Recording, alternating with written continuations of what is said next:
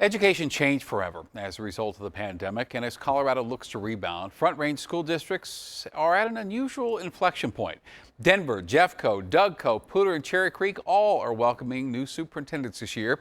They'll be responsible for managing nearly 40% of the state's students as they return to the so-called new normal. And today we met Denver's new superintendent, Dr. Alex Marrero. He sat down to talk about leadership with Denver 7's Lance Hernandez.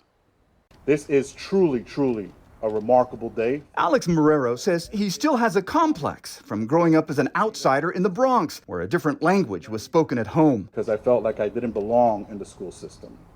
I felt like I didn't fit and I was a burden. Marrero cut his teeth in education in the country's largest school district, then moved to New Rochelle, where he was interim superintendent. And I have to say, 1 year of leading a district during a pandemic equates to a decade of being a superintendent in my book. He says his experience in the classroom and as a principal in New York City and as a superintendent with pandemic experience in New Rochelle uniquely qualifies him to run DPS. I asked what he sees as the challenges facing Colorado's largest district. As an outsider, he was reluctant to pinpoint them, but did say disparity, inequity, and marginalization of students of color came up during the interview process. But if those are the big buckets, that's in my wheelhouse. And I'm looking forward to it. He says there are those who may doubt his ability, and he wants to meet with them to allay their concerns. Lance Hernandez, Denver 7. And we did not see universal praise for Dr. Marrero's selection. There are many people who spoke out in recent weeks saying the entire search should start over. Well, I had a chance to talk to the leader of the Colorado Black Roundtable, John Bailey, who was one of the voices calling for a new search just weeks ago. And today he said is the time for unity. The adults in the room, those of us who are partners, should get behind the board and the new superintendent and help lift up the new superintendent and move the district in the direction that it needs to be going. So what advice do you have for this new superintendent? He knows what he has to do. He has to listen. He has said that was his primary focus, was to listen.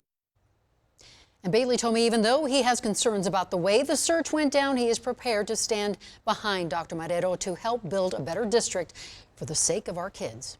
Well, hours before the decision was made public, the Latino Education Coalition published this opinion in the Denver Post. Latinos lack confidence in search for a new DPS superintendent. And their concern is twofold. They think the search was flawed, and they think the district is fundamentally broken. And we wanted to give you an in-depth look at the issues presented by DPS critics. State data from last year shows white students were about 10 percentage points more likely to graduate on time than their Black or Latino peers. The Latino Education Coalition says the number is a sign of ongoing inequity. And the coalition believes the district needs more multilingual teachers to close the graduation gap. They say the problem is worst in the lower grades, since kids are learning to speak English at the same time as they learn to read their native language. Both skills suffer. Former Superintendent Susana Cordova was working on this problem before she left last winter. One of the biggest knocks on Dr. Marrero is experience. Critics believe he needs more of it. Now, he spent just 1 year as interim superintendent in New York State, and we heard several advocacy groups call for a candidate with experience leading a southwestern school district. And because of the high-profile nature of this search, Dr. Marrero heard most of that criticism as well. And after making his first speech as presumptive superintendent, the first question he answered was about his resume. I have no qualms in saying what I do not know. I'm the most ignorant person standing up here right now in terms of Denver Public Schools. But I know that much, and I'm looking forward to continuing being the learner. And this week, Colorado passed a law which could limit access to high-profile searches even more. School districts, cities, and universities will be allowed to name a sole finalist for their top job, whether that's president, superintendent, or city manager. And that may not seem like a big deal to you, but it cuts down on transparency. Most major companies name a sole finalist to CEO jobs, for example, so there's no scrutiny on the decision-making process.